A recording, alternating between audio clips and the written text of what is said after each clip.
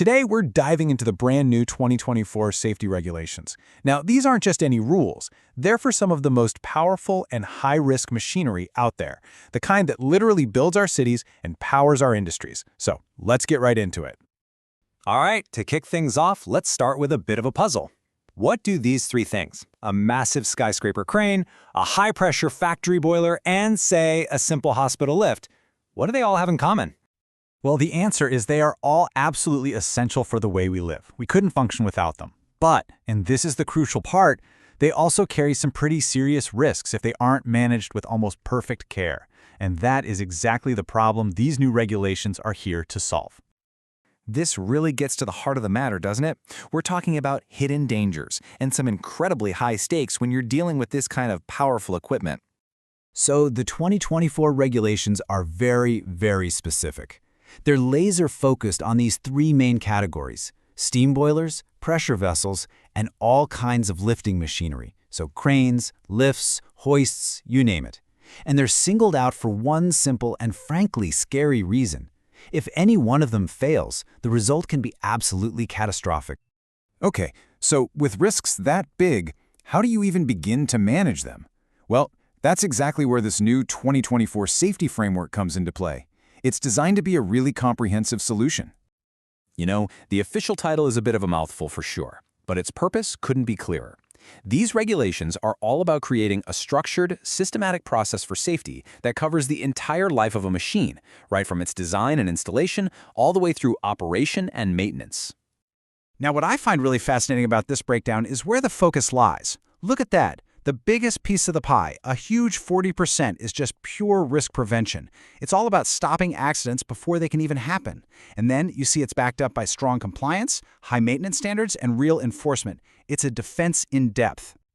Now, if there's one thing to really understand about this whole framework, it's this next part.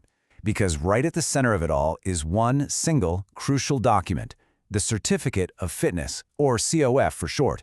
Think of it as the master key for safe operation. So, what is a COF? Well, it's way more than just a piece of paper. It's the official, legally binding proof that a piece of machinery has been thoroughly inspected by an authorized expert and has been declared safe to use. It's simple, really. No valid COF, no operation. Period. Probably the easiest way to wrap your head around it is with this analogy. A certificate of fitness is basically a mandatory health certificate for a machine. You know, just like a doctor has to sign off on your health, an expert inspector has to sign off on the safety and integrity of this equipment. So, how do you get one of these certificates?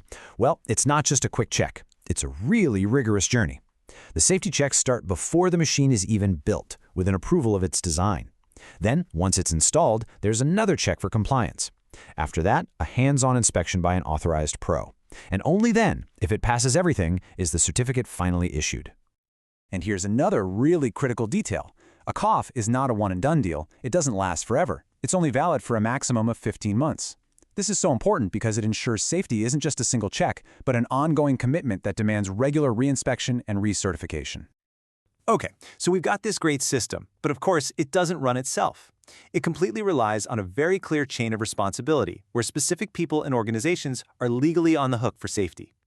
And the first link in that chain, the key term you need to know, is duty holder. This could be an employer, the person who owns the equipment, or the operator. Bottom line, if you're the one in charge, you are the one who is legally responsible for making sure that machine is inspected, maintained, and certified. And this chart here lays out how that responsibility is shared perfectly. It all starts with the duty holders, right? They have to arrange the inspections and keep the records. Then you have the competent person, that's the qualified pro who does the actual hands-on repairs and maintenance. And watching over the whole thing, that's DOSH, the Department of Occupational Safety and Health, acting as the ultimate referee and enforcer.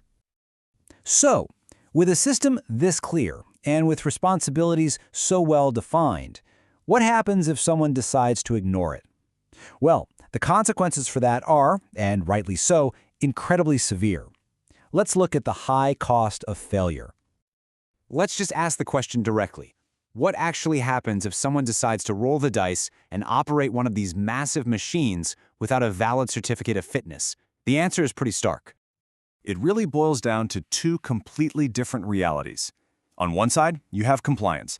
That means a safe workplace, reliable equipment, and, peace of mind. But on the other side, non-compliance, well, that leads straight to hefty fines, potential jail time, having your operations shut down, and worst of all, a dramatically higher risk of a truly devastating accident. So let's just zoom out for a second. Why does this whole system of regulations and certificates and inspections, why does it actually matter? At the end of the day, it's all about one thing: creating a safer world. This framework is here to protect people, both the workers on the job site and the general public, from those catastrophic accidents you sometimes see on the news. It's about building a culture where safety is automatic and making sure the critical infrastructure we all depend on is actually reliable. There's a quote from the source material that just hits the nail on the head. The whole point is to embed safety into the system, to make inspection, certification, and maintenance just a normal, non-negotiable part of the daily routine. And that really leaves us with one final big question, doesn't it?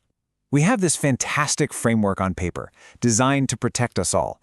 But who is it that actually turns these words into action, into a real, living culture of safety? Well, as we've just seen, that responsibility falls on everyone, up and down the chain.